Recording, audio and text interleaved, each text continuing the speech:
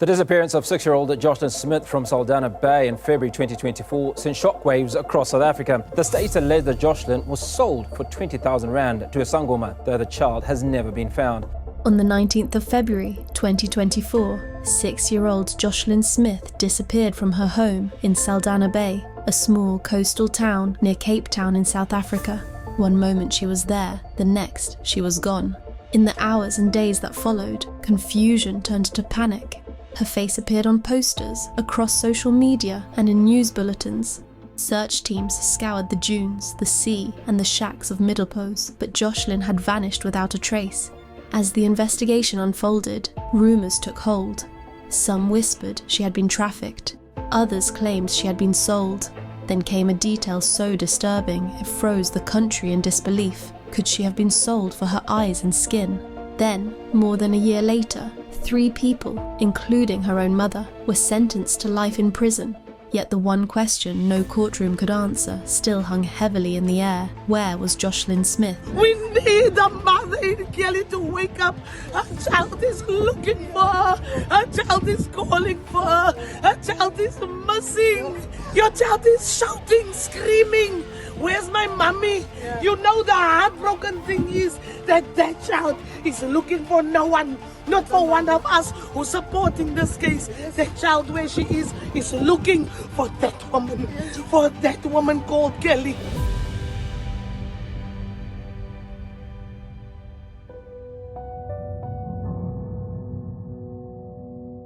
Joshlin Smith was born in October 2017 to Raquel Chantel Smith and her former partner, Jose Emke. She was described as fair-skinned, with striking blue-green eyes. Joshlin was one of 3 young children, being raised by 35-year-old Raquel Smith, better known as Kelly. But from early on, concerns about Joshlin's home life began to emerge. Despite South African law requiring birth registration within 30 days, Kelly took 5 months to register Joshlin's birth. Kelly had a long and troubled history with substance abuse, and according to social workers, she began using drugs at just 15 years old. Raised by her maternal grandmother, Kelly's relationship with her deteriorated over time. When she was high, she reportedly became abusive, both toward her children and her grandmother. Eventually, her grandmother kicked her out of the family home. At one point, Kelly even threatened to stab her own son. For a time, Kelly and her children lived intermittently in a shelter for abused women. Her addiction left the family in a constant state of instability. Joshlin and her older brother were believed to have suffered chronic neglect. To support her family, Kelly did odd jobs, including part-time domestic work for Kelly Zegers, a local woman who lived nearby. Instead of paying her in cash, Zegers gave her groceries. Zegers said she did this in order to make sure that Kelly and the children had a plate of food. At one point, Kelly entered rehab, and during that time, a family friend, Natasha Andrews, took in Joshlin. Natasha and her husband even hoped to adopt her, but the plan fell apart in 2018 when Kelly and Jose Emke wouldn't agree to the adoption. Still, Joshlin continued to spend weekends and school holidays with the Andrews family. She even went on trips with them, brief moments of safety and care in an otherwise unstable life. After rehab, Kelly reunited with her children and they moved into a corrugated iron shack in Middelpos, an informal settlement in the coastal town of Saldanha Bay, about 85 miles north of Cape Town. The family of 5 lived in extremely cramped and unsafe conditions. A report from social workers described the shack as offering little in the way of privacy due to its highly restrictive living space. However, Kelly's substance abuse continued, and so did the poverty. She was desperate for money, but how far would Kelly go to feed her addiction? On the 19th of February 2024, 6-year-old Joshlin Smith went missing, and her disappearance sent shockwaves across the country. Bianca van Aswegen, a criminologist and national coordinator for Missing Children South Africa, compared the case to that of Madeleine McCann, the British girl who disappeared while on holiday in Portugal in 2007. We actually compare this to the Madeleine McCann case of South Africa. I mean, Madeleine's been missing for many years, and currently she was the biggest case in the world of a missing child. And we look at Joslin's case, and it's very similar in the sense of the media attention that this case has got. Details about what actually happened the day Joshlin went missing remain disturbingly vague. The few insights investigators managed to piece together came largely from a witness named Laurentia Lombard, a woman who at the time had been smoking drugs inside the family's shack alongside Kelly's boyfriend, Joaquin Apollos, and a friend, Stevino Van Ryn. According to Laurentia, Joshlin and her older brother had stayed home from school that day because they didn't have clean uniforms. Joshlin had only recently started school a few weeks earlier, with Kelly coming and going, reportedly stepping out for errands and returning intermittently to smoke. The children were left primarily in the care of her boyfriend, Joaquin Apollos. Kelly, however, offered a different version of events. She claimed Joshlin hadn't gone to school because she was feeling unwell. According to Kelly, she had asked Apollos to keep an eye on the little girl while she went to work, but by the time she returned, Joshlin was missing. Apollos later told authorities that he had simply lost track of her. It's still unclear what time Joshlin vanished, or exactly how. Investigators believe she likely disappeared sometime in the afternoon. Because of the drug use and disorganized state of the adults in the household, her absence wasn't noticed right away. One version of events stated that police were only contacted at around 9 p.m. that night. Another source claimed that Kelly didn't report her missing until the following morning. The adults may have failed Joshlin in those crucial hours, but the country didn't. Her disappearance immediately gripped the nation.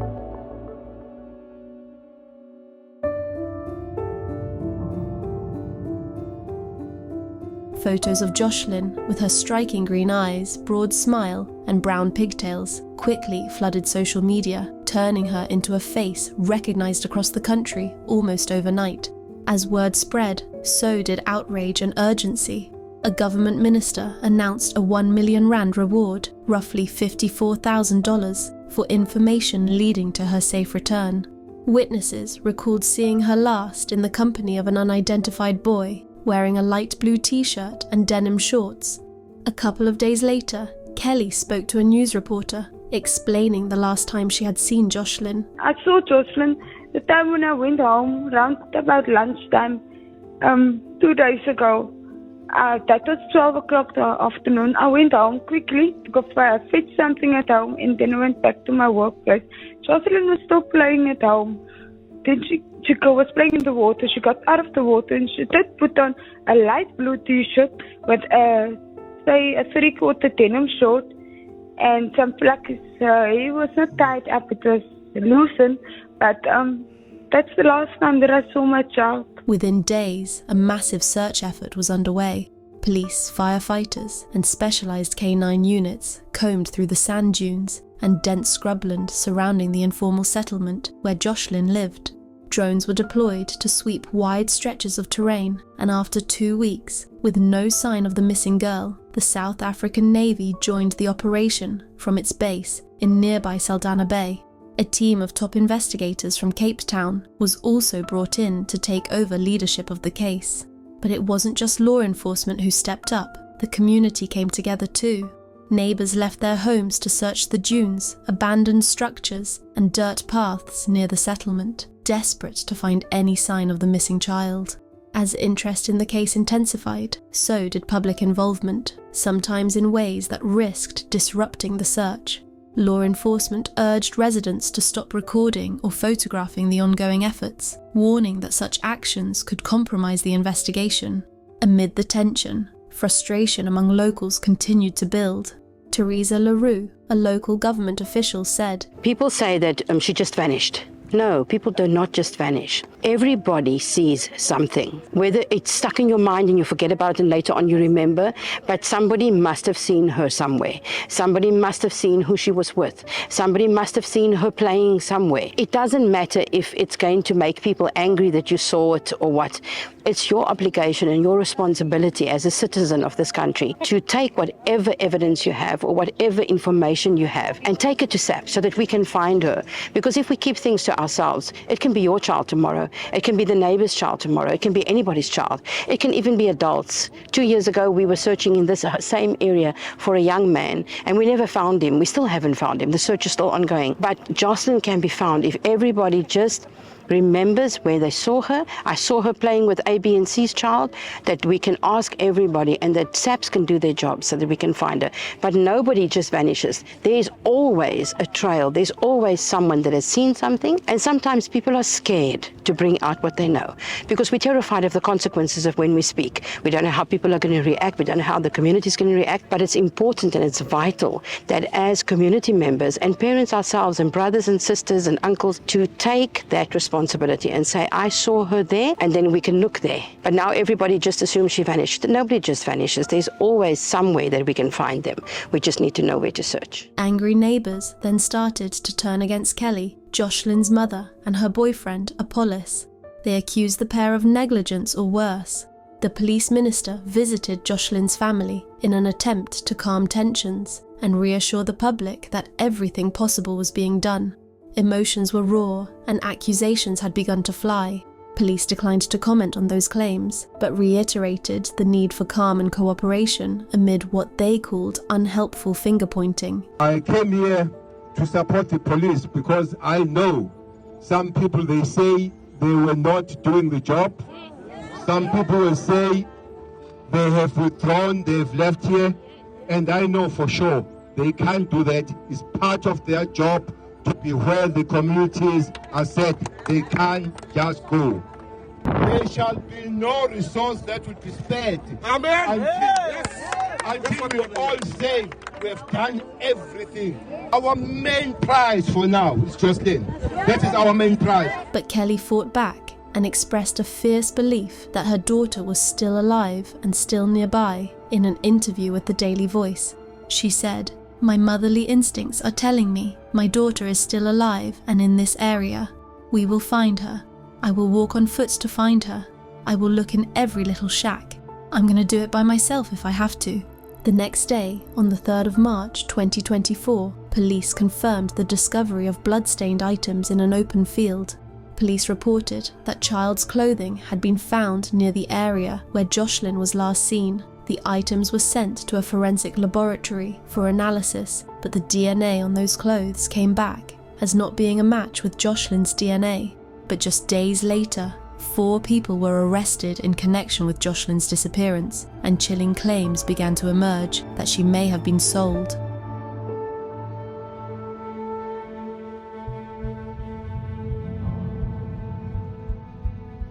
In the early days of the investigation, Joshlin's mother, Kelly Smith, was viewed as a grieving parent, a woman desperate for answers after her daughter's sudden disappearance. Her public appeals and statements drew sympathy from many who hoped for Joshlin's safe return. But just 2 weeks after Joshlin vanished, the case took a shocking turn. In March 2024, police arrested Kelly Smith, her boyfriend Joaquin Apollos, their friend Stevino Van Ryn, who had been at the family's shack on the day Joshlin disappeared, and a 4th individual, Phumza Siqaga. We searched the child. We were busy there, we searching all day. But the mother of child, she was not worrying while we were searching the child. Even the stepfather, he was not worried. When he asked him why we don't search the child, the response was, "I'm tired because I was searching the child for the whole day." "Why are you tired while we search your child?" "We are not feeling well because the mother, I think she knows the truth. You can't gain a weight while you're losing a child." Why she's gaining a weight while you're losing a child? If you lose a child, must you have a stress? You're supposed to lose the weight. Police received statements from all 4, including 2 confessions from Apollos and Van Ryn. Attention soon focused on Phumza Siqaga, whose arrest triggered a storm of rumours and misinformation.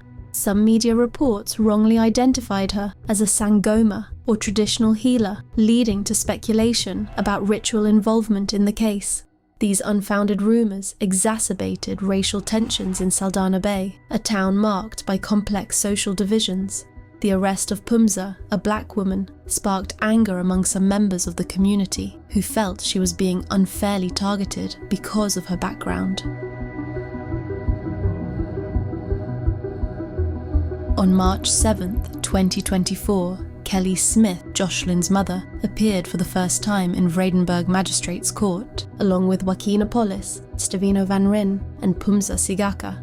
Outside the courthouse, hundreds of community members gathered, their anger palpable.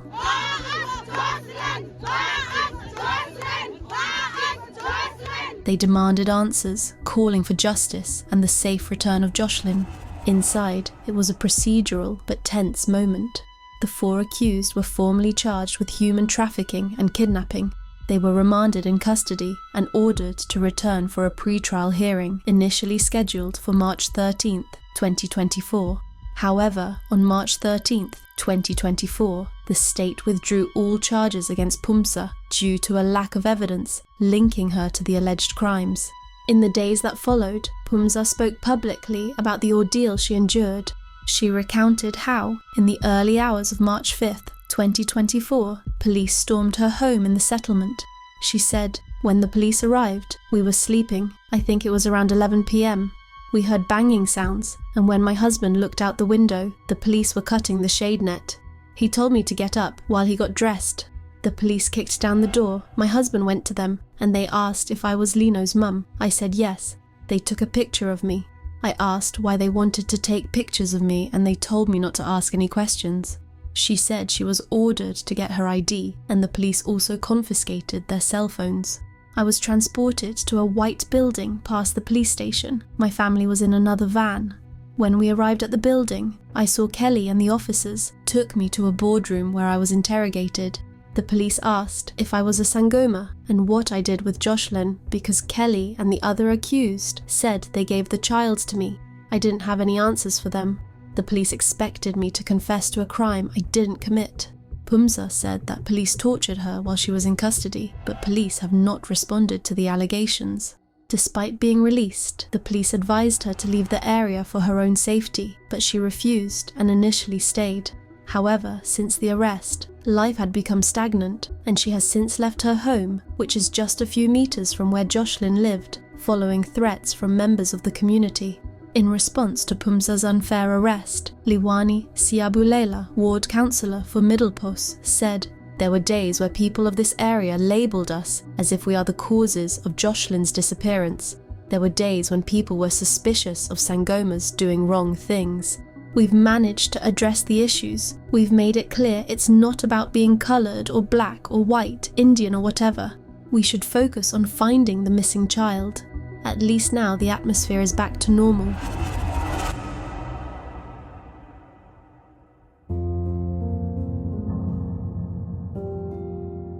By mid-March 2024, another unexpected arrest sent the already tangled investigation into Joshlin Smith's disappearance in a new direction. Laurentia Lombard, also known as Renz or Renzi, was taken into custody. She had reportedly been the last person to see Joshlin before she vanished and had been with the group smoking drugs in the family's shack on the day of the disappearance. On March 25, 2024, Laurentia appeared in the Vredenburg Magistrates Court. She withdrew her bail application and was officially added as the 4th co-accused, joining Kelly Smith, Joaquina Polis, and Stevino Van Ryn in facing charges connected to Joshlin's disappearance. In court, Laurentia admitted that she had lied in her initial witness statement, the one she gave to police on February 20th, just one day after Joshlin went missing. When questioned about the accuracy of her February 20th statement, Laurentia confessed that she had only told the police what had happened that morning and disclosed that the accused had been using drugs at the time. She said, "I didn't tell them the whole truth because I was scared and nervous of the police. I was stressed and high." Then, in a dramatic turn of events on October 21st, 2024, just days after what would have been Joshlin's 7th birthday, the 4 accused appeared in court again. This time the state dropped a bombshell. All charges against Laurentia Lombard were withdrawn. It was revealed in court that she had become a state witness. The prosecution then handed over the formal indictment, a move that stunned the courtroom and sent shockwaves through the public gallery. According to the indictment, the roots of Joshlin's disappearance stretched back months. It alleged that as early as August 2023, Kelly had communicated her plan to have her children taken away or sold. The scheme was reportedly meant to take place in either January or February 2024. With Laurentia Lombard now a witness for the prosecution, the case had taken yet another unexpected turn. The matter was postponed until the new year for a pre-trial hearing, leaving the public with more questions than answers, and Joshlin's fate still unknown.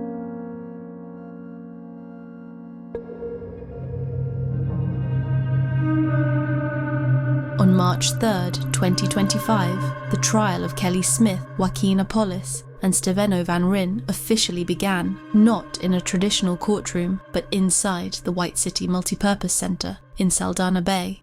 The trial was moved to the sports hall to allow local residents, many of whom had followed the case closely for over a year, the opportunity to attend and witness the proceedings firsthand.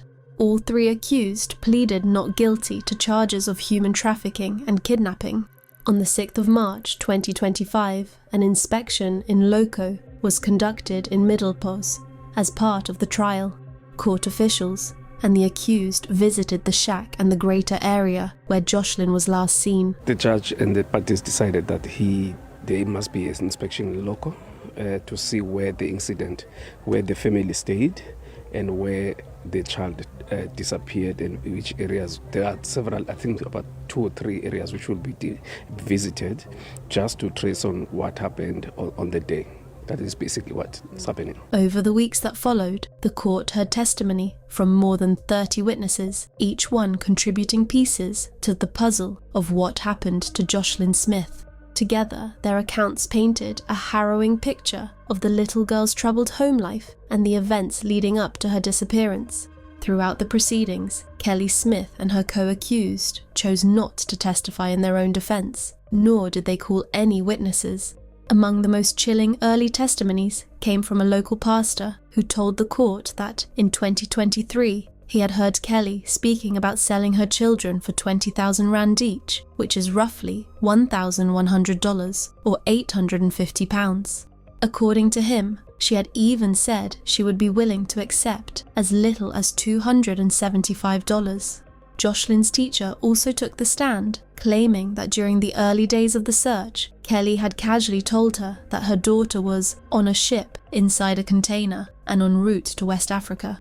Detective Sergeant Maya Milstein for the Family Violence, Child Protection and Sexual Offences then took the stand on the 6th of March 2025. The detective explained how he had briefly interviewed Kelly and Apollis at their shack the day after Joshlin disappeared. In his testimony, he told the court that a dog from the K9 unit retrieved a blood-stained bedsheet and pillowcase from the shack during a search of the premises.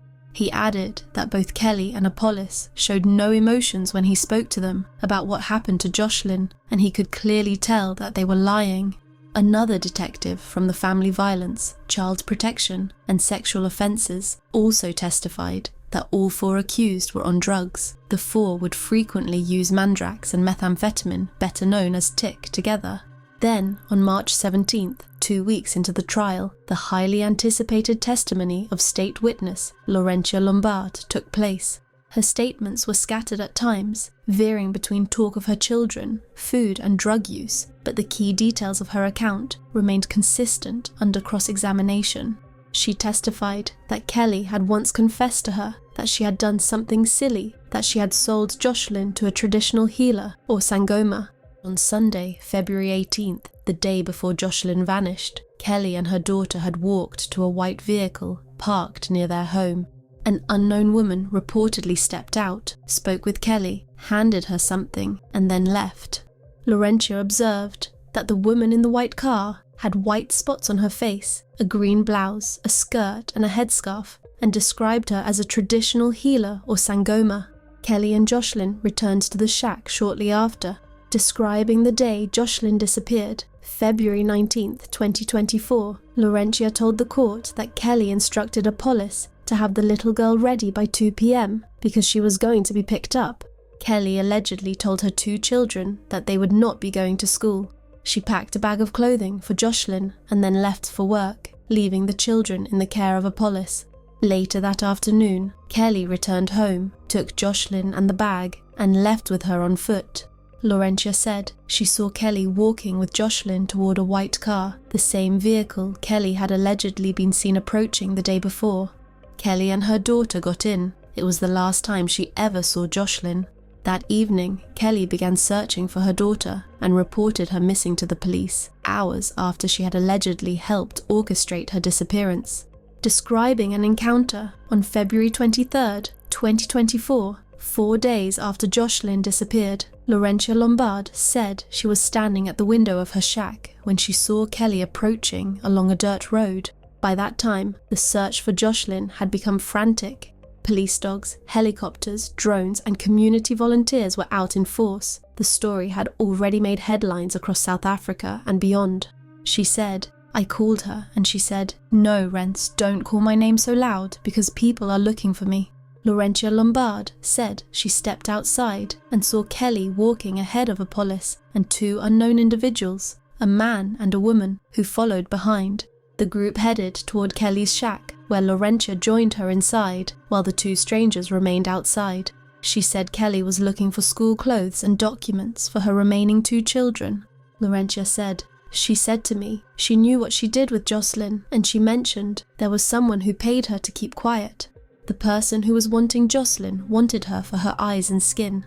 Laurentia also claimed that Kelly had confessed to selling her daughter to a Sangoma for 20,000 rand because she was struggling financially. She further testified that Kelly had offered her 1,000 rand to stay silent and offered 1,200 rand to Van Ryn.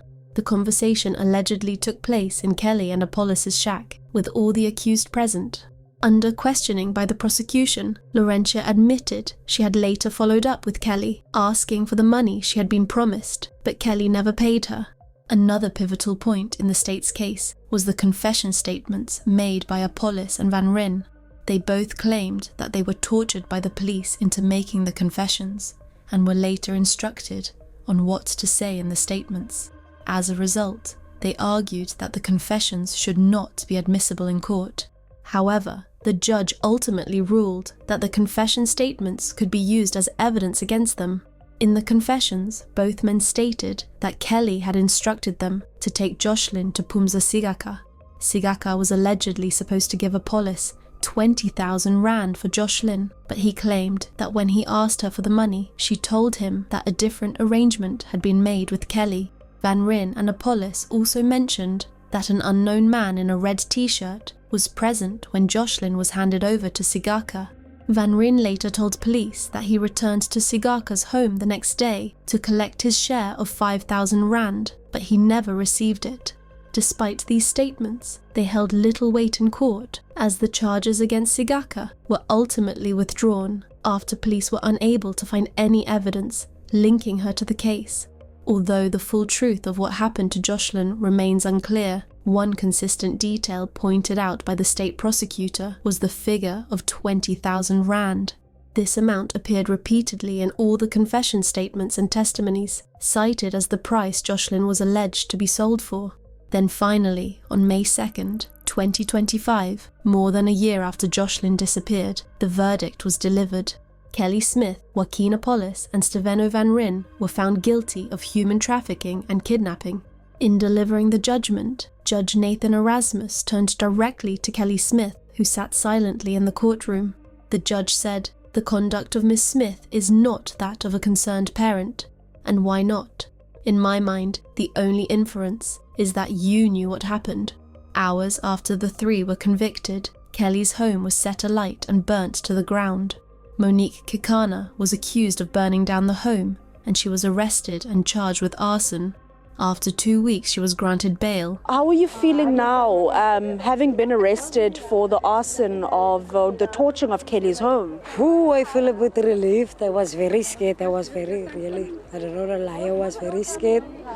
And I did tell the other prisoners, I did it because I'm also a mother. That's why I did what I did, even though I was a little bit drunk and so, but I did it. Is there any sort of regret having spent some time in prison for about 2 weeks? No, I don't have any regrets because what I did it for Joslin, for the justice of the child. I don't have regrets.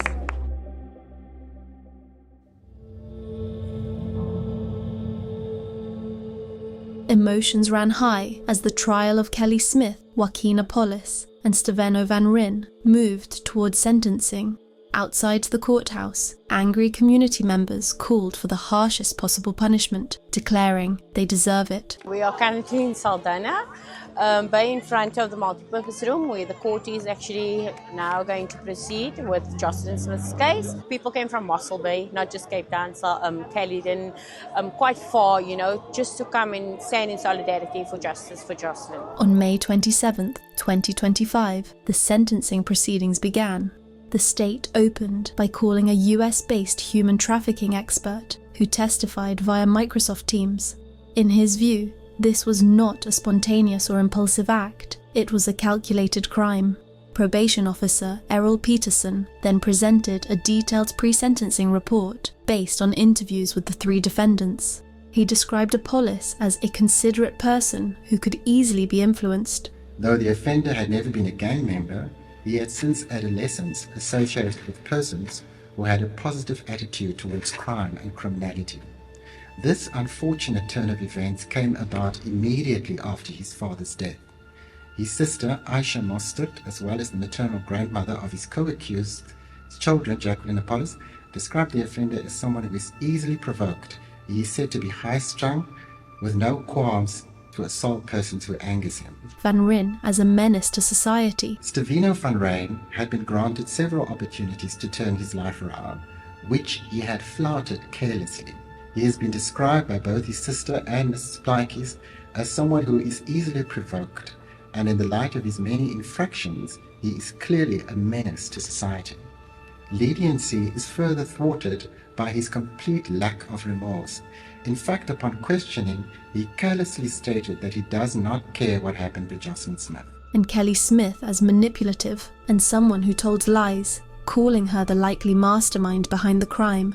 He said, "It is therefore not a stretch to conclude that Smith is the mastermind behind the trafficking of her own daughter." The following day, May 28th, the courtroom was filled with raw emotion as victim impact statements were read aloud. Joshlin's teacher, Edna Mart, returned to the stand. She described Joshlin as a quiet, very tidy little girl. She said she still faced questions from classmates every day about Joshlin's whereabouts. Determined not to let her memory fade, she said that her class began each morning by playing her favourite gospel song, "God Will Work It Out." On that Wednesday, the same song echoed through the courtroom, leaving few dry eyes. A letter from Joshlin's best friend was read aloud, along with a painting created by her classmates, which shows a void in her place alongside them. The family who once hoped to adopt Joshlin also addressed the court. Natasha Andrews, the woman who had cared for Joshlin during her mother's time in rehab, submitted a heart-wrenching letter. Her 14-year-old daughter Taylor had written a poem that described her pain of not knowing what had happened to Joshlin and her hope that she was safe. In her statement, Natasha Andrews said, "Joslin, you fall out of family in so many ways because you're part of one family that matters so much. The hurt of your disappearance lies very, very deep. It's huge, void, indescribable. Nothing to say anymore. How do I know how to go on? We sometimes cry, but then reality strikes again." Then came the most painful moment, a short video clip of Joshlin laughing, her bright eyes, carefree smile, and innocent joy frozen in time. Nou, toe sal ek mos besluit maar dis saand man. Ek op die kamer. Alles gaan. Ek weet, hy kan nie rookie want ek het 'n Kelly Smith, who had remained mostly silent during the proceedings, broke down sobbing. Joshlin's father, Jose Emke, was so overcome with emotion that he had to be carried out of the courtroom. Amanda Smith Daniels, who now cares for Kelly's eldest child, while Joshlin's youngest sibling lives with their father, addressed the court again, directing her words at her daughter. She urged her daughter to stop shifting blame, saying that she was the person that did the deed. They've come and made our lives now unbearable. You came to break us and tore us apart. You know what it feels like to lie awake every night. How it feels like my heart is ripped out of my body because I pray for Joslin. I pray for his safety. I pray that God will keep her safe where she is. My pillow is riddled with tears over your actions. I believed you because you said, you remember saying, she was the one who was speaking. But now, you will speak after I've pleaded with you. But you lied again. How do you sleep? How do you live with yourself? Finally, on May 29th, 2025, Judge Nathan Erasmus delivered his sentence. It took him over an hour to read the full ruling. Then came the final words. All three, Kelly Smith, Joaquin Apollos and Steveno Van Ryn, were sentenced to life imprisonment for human trafficking, plus an additional 10 years for kidnapping. Judge Nathan Erasmus said he drew no distinction between the trio in handing down the sentences. I'm going to announce the sentences at the same time because your sentences are the same. I'm not going to draw any distinction, even though Mr. Van Ryn has previous convictions and you, Mr. Apollos and Ms. Smith, does not have. He rebuked the trio, saying they showed no remorse for their actions. He said, On the human trafficking charge, you are sentenced to life imprisonment. On the kidnapping charge, you are sentenced to 10 years imprisonment.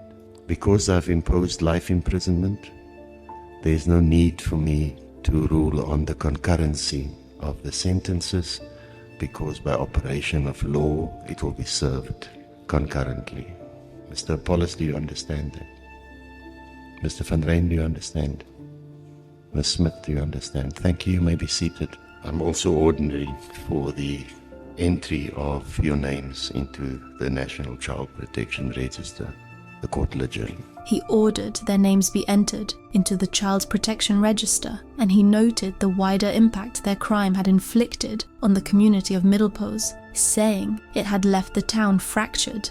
As he concluded, cheers erupted in the courtroom, a rare moment of release in a case that had dragged on for over a year, haunted by unanswered questions and a little girl whose fate still remains unknown.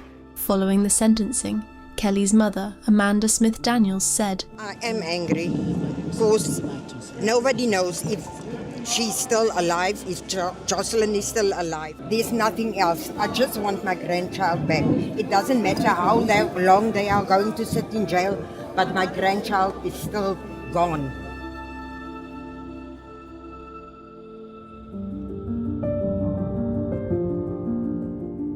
Despite a highly publicised search, Joshlin Smith has still not been found. To this day, no one knows what truly happened to her. South African prosecutors argued that she was sold into slavery, but this was never definitively proven in court.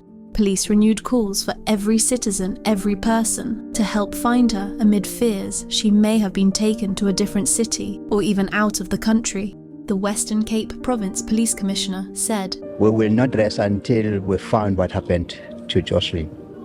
We are continuing day and night looking for Joslin, and we're still appealing to everybody that let's work together to find the missing child, and all other missing child out there that have not had the opportunity to be here, to have a case brought forward like today. That we stand together as a country, as citizen and community, and all concerned South Africans, also all human beings who are parents and grandparents, that we have to protect our children and the vulnerable. Police said the search for the little girl would continue, even beyond South Africa's borders. Joshlin's case exposed a deeper, unsettling reality. Child disappearances in South Africa are shockingly common. Every case is a challenge that we're having in South Africa. Since 2007, the numbers are rising when it comes to a missing person. We have every day actually missing persons. It is very difficult to trace a missing child, especially when it comes to trafficking. My cry is out there to our Minister of Police and the Justice System to please open a missing person unit, meaning a missing person unit where police officers and detectives only work on missing persons. According to Missing Children South Africa, a child goes missing every 5 hours. Of those, about a quarter are never found, presumed to be victims of trafficking, violence, or worse. According to the news outlet IOL, 632 children were reported missing in the previous year alone, and over 8,700 across the past decade. Criminologist Bianca van Aswegen echoed the sentiment, stressing that you can never give up hope, and adding, This is just a drop in the ocean of the number of missing children, not just in South Africa, but across the globe. Definitely. The number of children going missing daily is quite concerning, and especially those children that have not yet been found. We've even got cases dating back to the 1980s of children that are currently still missing. So when we look at children that have gone missing for so many years, it is very difficult in finding them.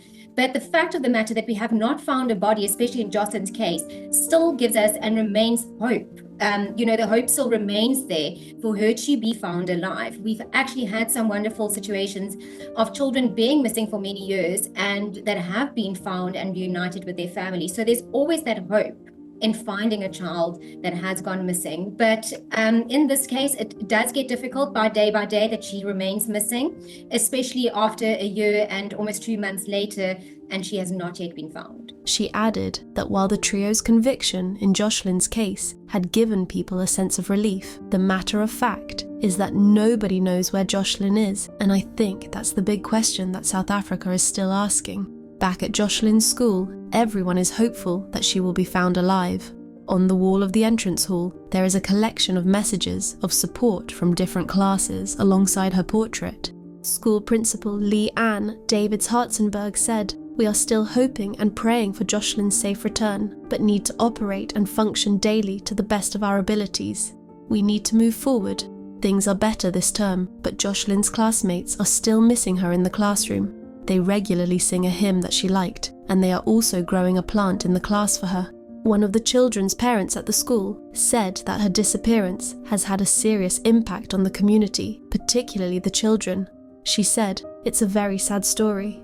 All parents are now worried about the well-being of their children and are taking extra care to ensure their safety." Community activist Carmelite Ross said, "It's traumatizing for the children in the area because they no longer want to play outside. My 11-year-old daughter didn't want to go to school for the first few days after Joshlin's disappearance because she was scared, even though the school is just a few minutes away. She now walks to school every day with 6 other children. At the end of the day, everyone in Saldanha, even our children, has been dragged into this matter. I can only hope that one day Joshlin will be found, alive and safe, that her story will have the ending she deserves. Until then, the search must continue. If you know anything, no matter how small it may seem, please come forward. Reach out to the authorities. Speak up. Help bring answers to a family and a community who have suffered enough. My heart goes out to Joshlin's loved ones, her classmates, her teachers, and every person in the Saldanha Bay community whose lives were changed by her disappearance. No child should vanish without a trace. No parent, grandparent, or sibling should live with this kind of pain. We owe it to Joshlin and to every missing child to never give up, to never look away, and to keep their names alive until they are safely brought home.